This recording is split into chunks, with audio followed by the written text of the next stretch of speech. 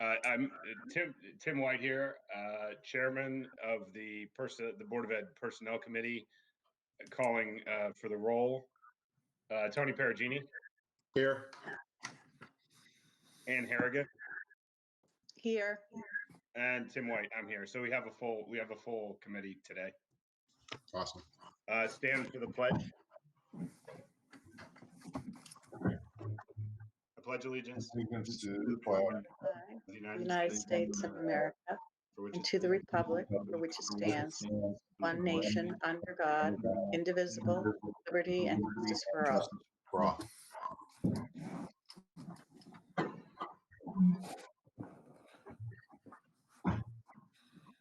So thank you everybody for coming here today, particularly on such short notice on a weekend. I think we all have an understanding of the gravity of the situation. And in light of that, I think the idea is we need to plan for a bad situation. And that's why I've asked the superintendent to give us his plans for succession in an emergency. I'm not thinking, for me personally, I'm not thinking about a long-term situation, but people become incapacitated and go to the hospital. A short-term situation, I'm looking just to have an idea that we have people in place who can step up immediately, have the confidence of the public, the students, the parents, all the different stakeholders, that the ship will be steady and there will be continuity with our schools. And with that, I'll start with the superintendent, wondering about succession planning, unfortunately, specifically for you. And before you get into, if you're going to share with us an idea of who you would recommend to the board, before going there, just are there any legal parameters that we would have to follow? Not necessarily short term. Long term, if I were to be replaced, there are a lot of parameters in place for that. The person would have to hold superintendent certification. Nobody currently in central office nor our building principals hold superintendent certification. The charter indicates somebody would have to live in Cheshire within the first year. My successor would have to do that. Things like that. Short term, and I think I would shift from the idea of succession and probably use the term contingency planning. I've developed a couple of documents to share with you that kind of indicate some guidelines as far as that goes. I do want to remind anybody who's watching too that they can submit any questions if they're not members of the board. If you want to write to CPSCovid19 at cheshire.k12.ct.us. That's the email that and I appreciate the community has gotten familiar with submitting questions through that so that we can respond to any questions and concerns that people have. And this is no different. How do we respond to that topic? Go ahead and submit through that email. But in the board policy, it does address organizationally what we would do in the case of incapacitation, I guess. So I'm going to present on my screen, if you just bear with me 1 second here, some information as it relates to that.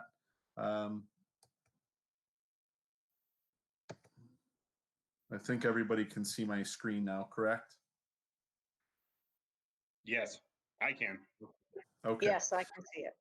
So a couple of key points here. Board Policy 2132 addresses, now this was written in 1998, so it's 20 plus years old. None of us had any hand in crafting this policy. And I think, from a traditional like military structure, let's say, where there's one person at the top making calls and there's a subordinate nature to the organization. The public schools, at least the Cheshire public schools, are not necessarily designed that way. The Cheshire public schools were a pretty flat organization in terms of our leadership structure, at least in the way that we facilitate our leadership structure. And I'll share our organizational chart momentarily, but the board policy indicated in this case that the COO would be responsible for the running of the schools absent the superintendent, absent the COO and superintendent. The assistant superintendent for instructional services would be responsible. But I want to reiterate again, I mean, it's not really how we run our organization now in a very top-down authoritarian way. I run our organization very collaboratively.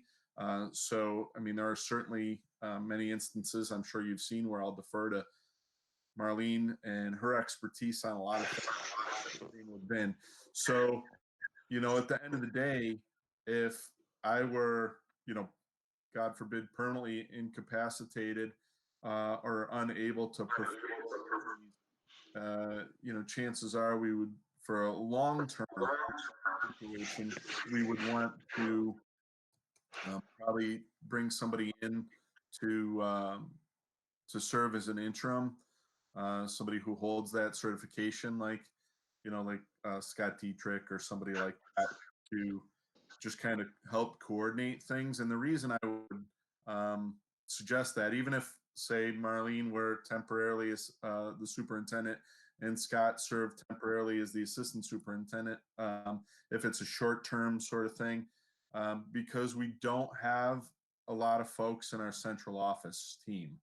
So, you know, we have a very lean organization. I've shared that before in different shapes and forms. Our central office team, if you look at the ratio of students per central office administrators, it's relevant. You know, our central office team sees about 1,000 students per every central office administrator, whereas the average DERB has, you know, about twice as many support staff in central office. So the upside of that is that our building principals, our other folks in the organization, our PPS supervisor, take on a lot of responsibility, have a lot of capacity, and we all rely on each other. So that's what I'm saying about kind of a flat organizational structure, because we kind of need to. There isn't a significant hierarchical chain like might exist in some other districts. So this is an overview of our organizational chart, where you can see that, you know, as superintendent, I'm listed at the top with Marlene and Vin.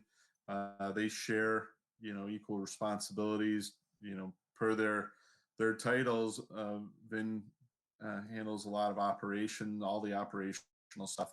Marlene handles all the instructional stuff.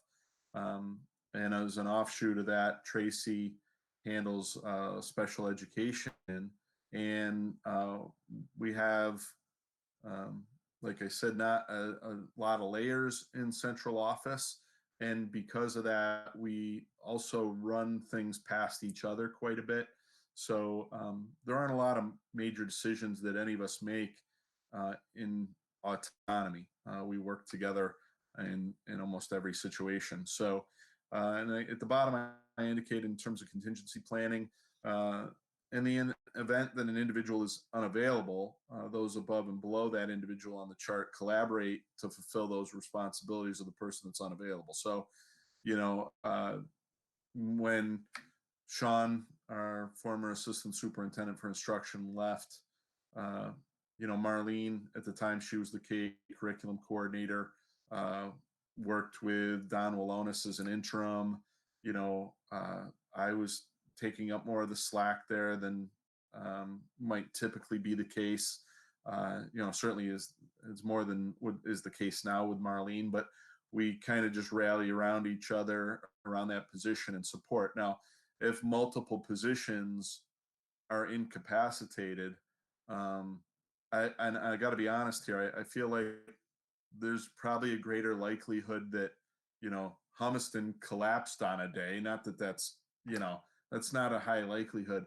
Then several of us become incapacitated due to COVID for an extended period. I mean, we should be able to work from home, um, cover a lot of the bases, things like that. But, I really don't foresee a situation where several people on this organizational chart are not available.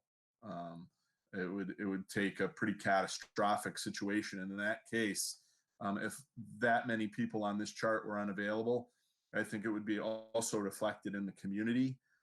So our priorities would shift dramatically in a situation like that. Does anybody have any questions on, either this document here with the board policy or on the organizational chart that I might be able to answer? I think Ann had a question earlier, if I'm not mistaken. Yeah, I do have a question. Thank you. My question came before you showed this, but it still kind of exists, which is, so we do have an organizational structure, and the only remaining question I have is if you go to the first page, Jeff, Yep. is this would indicate that Assistant Superintendent for Management Services would be next in line over Assistant Superintendent for Instructional Services. Well, this is 22 years old too. Right. Right. And yeah, So I'm just wondering why it would be that order and not the Yeah. other way around. Good question. I was thinking the same thing. Yeah, and I saw it and I was a little bit surprised myself, but and I don't know that it makes sense. I think that's probably something for policy to look at.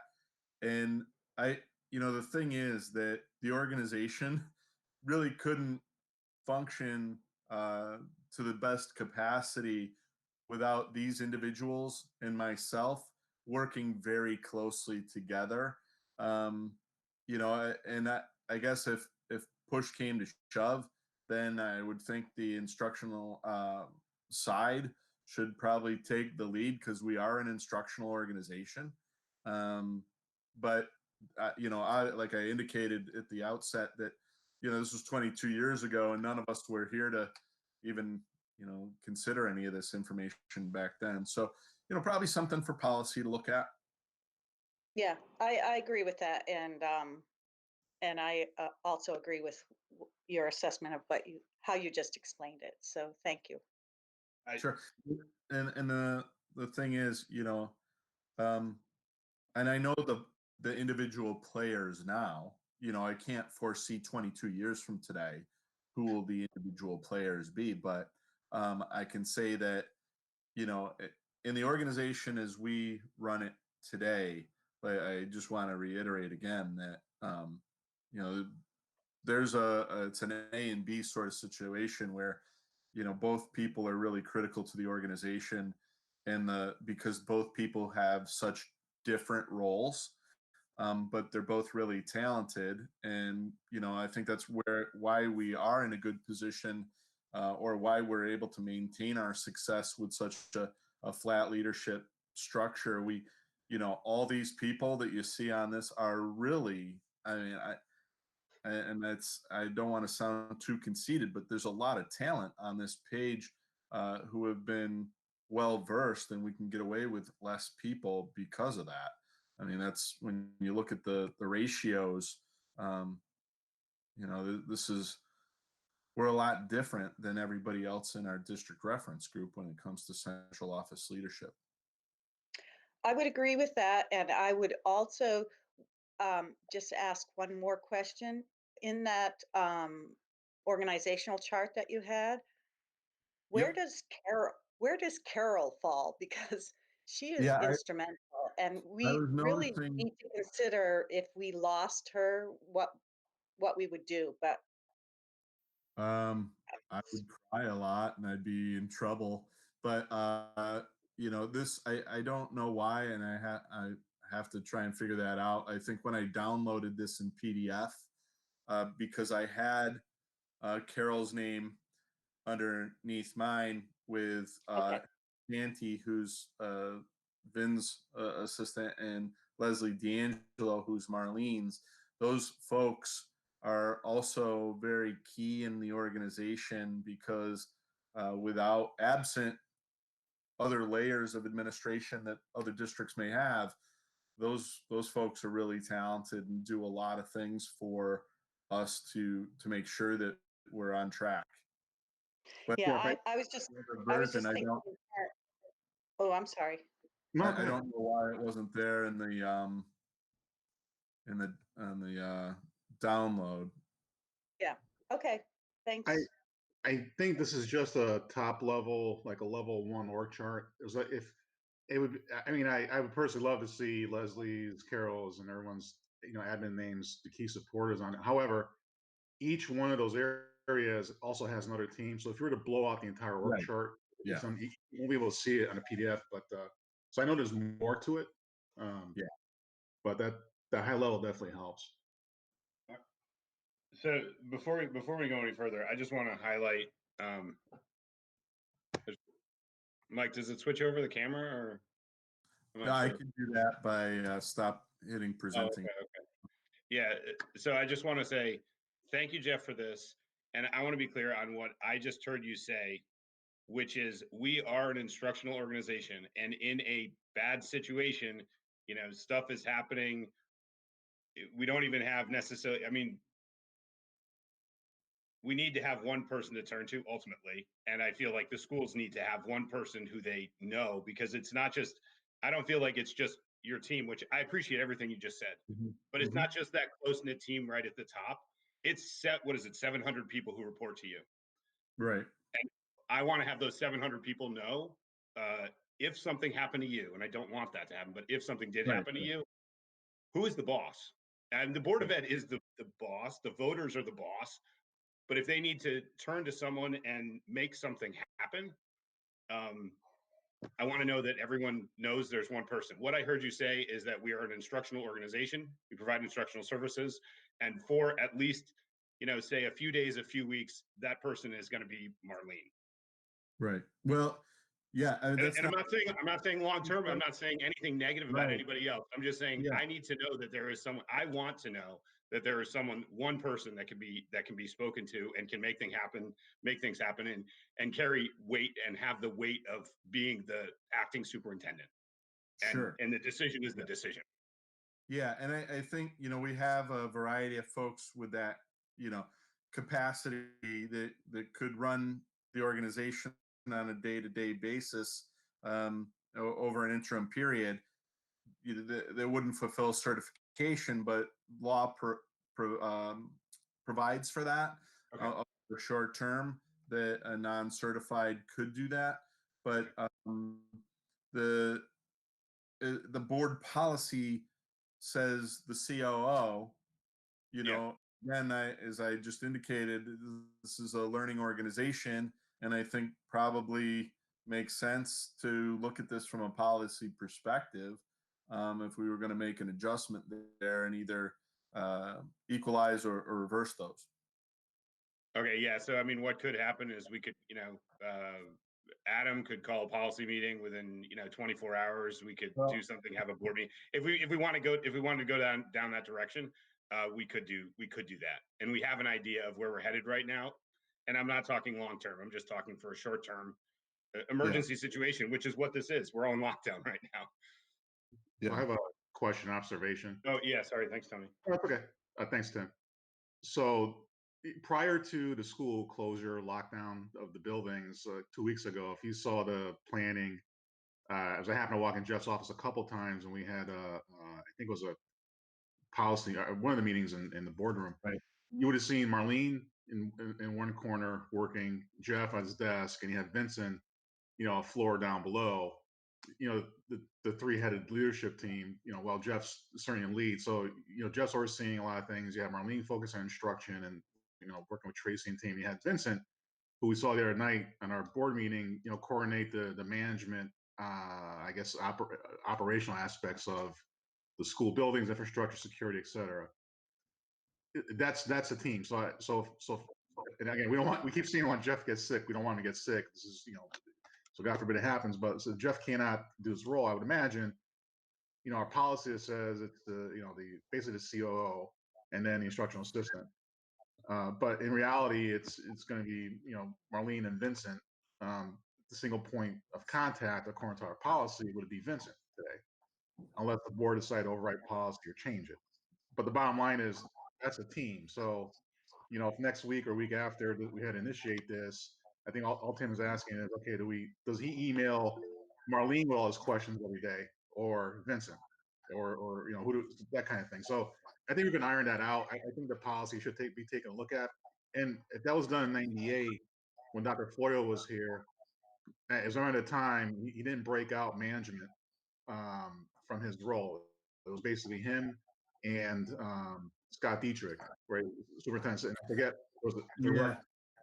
So the CEO broke out, I think, when they hired Vincent Massiana. And that's when it became the COO. So I think it was after 1998. So it might be worthwhile to look at that. But I mean, look at the org chart; it's clear. But Tim's got a good point. If we had to initiate this, who's the point of contact? Who's the leader? Yeah, and just to build off of what Tony was saying, he's absolutely correct in that the COO position was created after Vin was hired. But at the time, we did have an individual, Paul Callouse, running special education and facility. So things have kind of morphed on the org chart. And Paul was a former educator, was our special ed director. So things have kind of changed. And that policy, the 2132 there, I just don't think it has been updated to reflect the org chart. Tim, the only suggestion I would make is since policy is probably going to review the access education funding account policy anyway soon, might as well throw this on the agenda too and just clean it up if we need to. Right. Yeah, but that was all I had. Thank you. Could I just add a quick comment? I agree that we need to look at that policy through policy committee. I don't think that it is an emergency situation. We can do it soon, but we don't have to do it tomorrow. Yeah, I don't know. I mean, ultimately, I don't know how you guys feel. I don't know that it needs to be done in 24 hours, but at some point this week, we probably want to look at both the policy that Tony just brought up, the 2% carryover that Vin mentioned the other day in our meeting, and then this policy as well.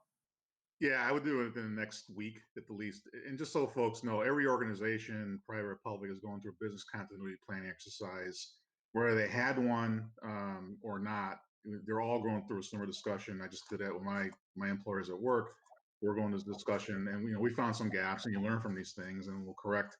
So I don't think it's an emergency either. However, I would like to get this buttoned up, by the end of next week, along with the other policy for the budget account. So I could talk to Anna about that. Yeah, so no, I'm totally fine with that. I don't want to use the word emergency and as if it's something, emergency to me is really police and fire. They're responding within seconds. It's not so much that. This is more like a public works emergency. The storm is coming. It's gonna probably, the reports I've seen is, I think the Northeast is supposed to get hit really hard the second week of April. I'm guessing that's, the first week starts in a few days. So yeah, if we could, hopefully Adam and the policy committee would be able to meet in the next few days. But it's not, I don't mean to use, by definition, I think an emergency meeting would be something scheduled in less than 24 hours. I don't mean to say that. No, understood. But this needs to be rushed, I feel. And so in the next few days would be fine with me. I think that should be adequate. You're healthy right now, Jeff, right? No coughing or fevers or I don't anything. even want to joke and bring on some sort of bad, but yeah, I'm doing okay. Good. Okay. All right. Any other questions from Tony or Ann? No, I thought that org chart and policy was very helpful. And to be honest, I didn't look at the policy yet, so I'm glad you dug that up, Jeff. Okay. Yeah, thank you. Thank you for that, Jeff. Next topic is basically your direct reports. Just want to know that, you know, I mean, it could be a couple principals got incapacitated. Even just one principal. Do you have an idea, a plan in mind for a temporary acting principal, or for your for Marlene or Vin, your assistant superintendent, or your COO?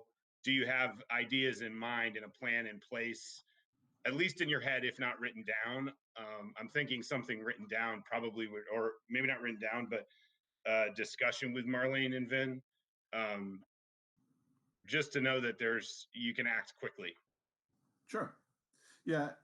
In this situation, I mean, and I hate to even talk like this. Let's say one of our principals hit Powerball tomorrow and was gone. Right? We just resigned tomorrow, gone.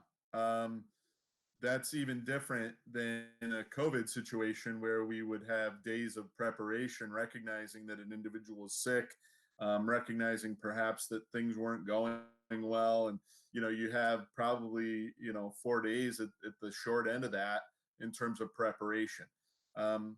So our plan would be, like I kind of said in that contingency plan, even at the principal level, you have supports both above and below the individual on the organizational chart. So if it's a building principal at Cheshire High School, there are assistant principals who would step in and fulfill that role with the support of most likely myself, having been a former high school principal. At the elementary level, again, I would look toward one of our two assistant principals at the elementary level to provide more leadership support with Marlene, who has great experience as an elementary principal. So those, that's kind of what we do at the principal level. In terms of PPS director, that's a challenging hole to fill, but we have, 2 or 3 really capable special education supervisors. Ann is, Ann Harrigan is, Ann Harrigan. Ann Donnery is looking at retirement at the end of this year. And she will be retiring. So that's why I say 2 or possibly 3. Not say this happened after Ann retired.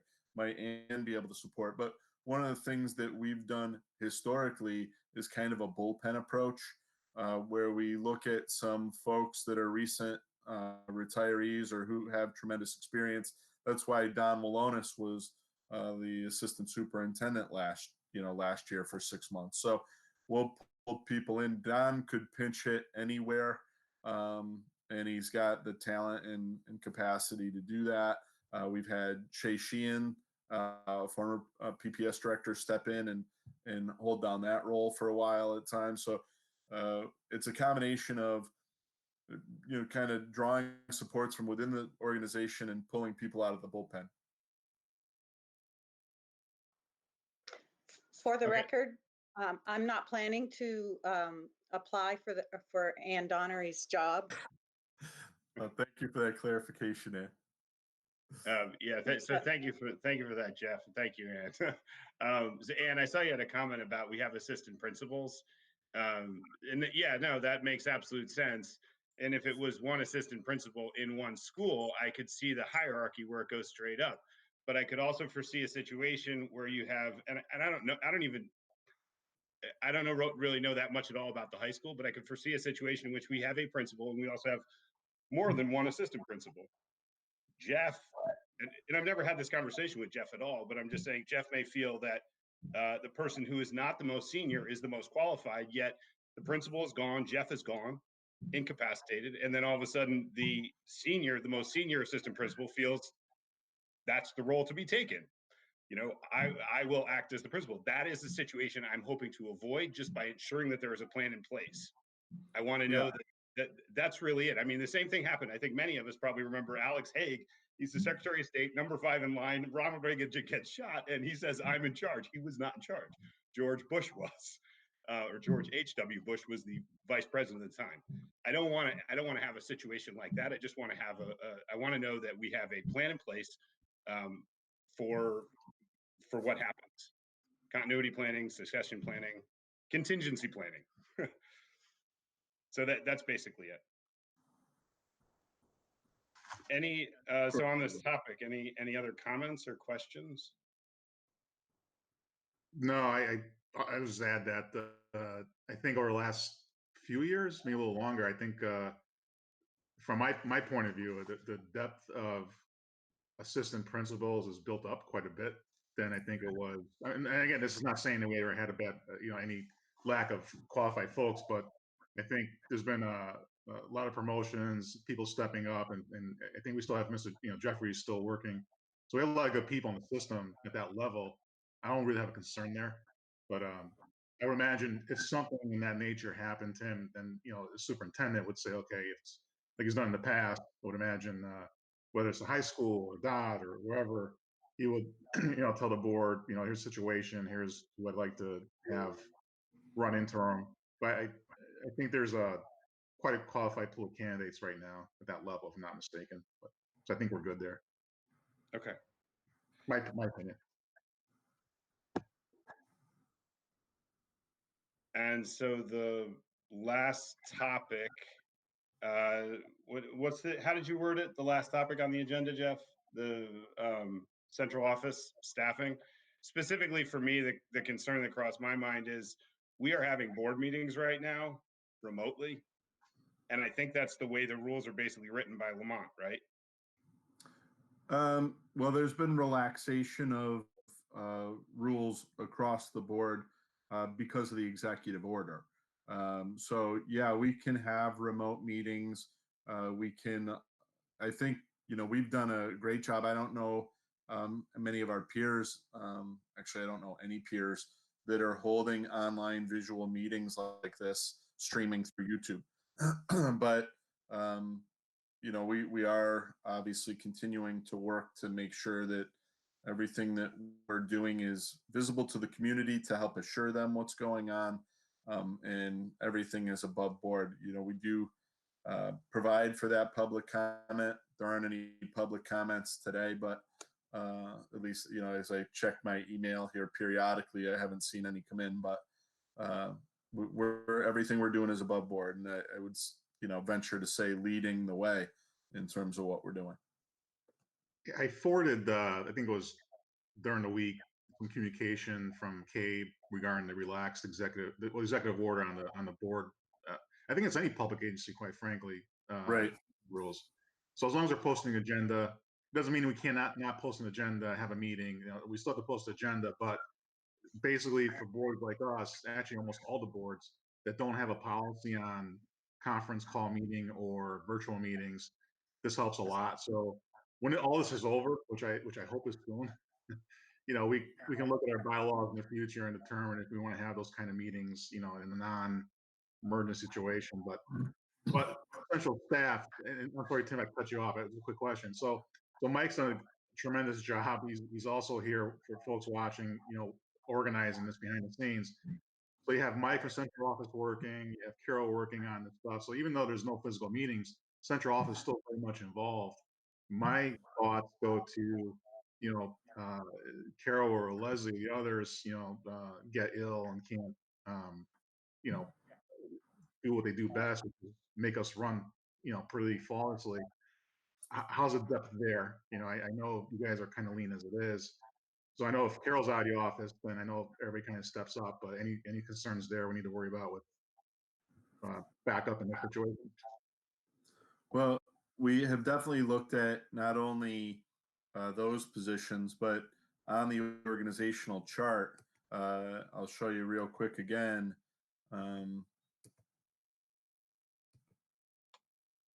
Let's see.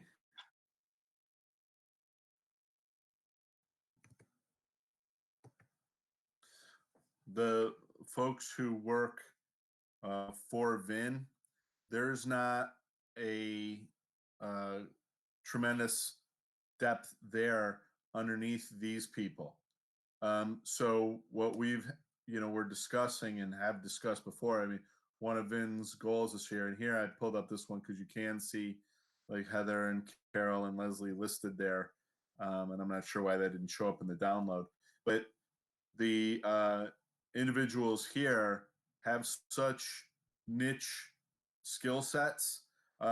Luther, for example, our transportation coordinator, couldn't easily step over and do Madeline Diker's food service job and vice versa.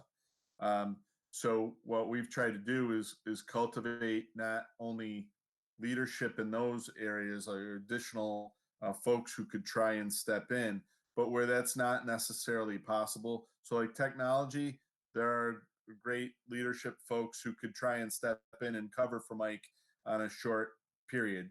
And in most cases, just like with principals and everything like that, we wouldn't just say one individual typically, because that person probably can't vacate their role very easily and leave a shorthanded there.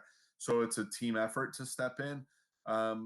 But we've talked about, if we needed HR support, there's consulting services that can come in and help with that. Same with finance.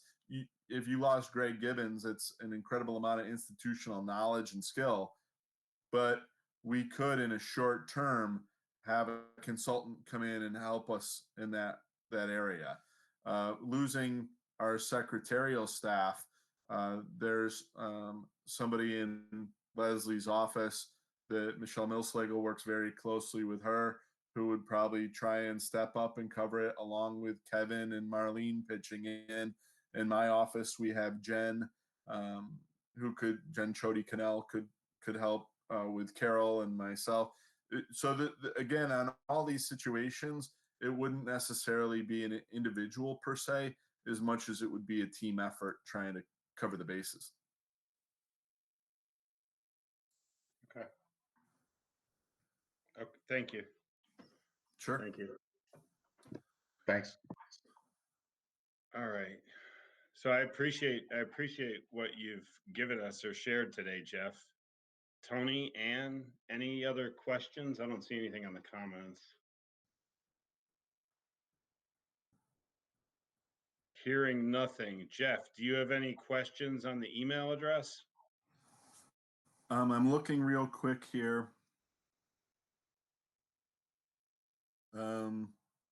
Faith Ham had commented, to possibly look at putting in a flexible flow chart to deal with simultaneous sudden loss of multiple administrators across multiple divisions. And I think, she recognizes that we do have deep benches in schools, and there is that concern in finance, and but I think again, the likelihood in this scenario of losing multiple people across the organization, we're a pretty young, fit, and might I add, attractive looking workforce. So I think, our chances of surviving this are pretty good. I mean, but it doesn't mean we don't plan. And that's why I have that org chart. But as I said at the outset, if we lost several people across the organization all at the same time, the likelihood is that is mirrored in society, which at that point, we're probably just shutting down school altogether and trying like hell to hold on and make our schools, quasi medical facilities, more than we are worried about providing education. But that's just my thought. And by the way, we are prepping for those sort of things just to be prepared. But, we'll look at what if there were multiples in our situation. I think the thing for me with regard to similar to Faith's concern is that you and Vin and Marlene are having you have conversations, if not, hopefully in the past week or two, but also ongoing about, sort of who you see in roles, having the potential to do things, but definitely having some conversations right now, nothing that needs to be made public. But that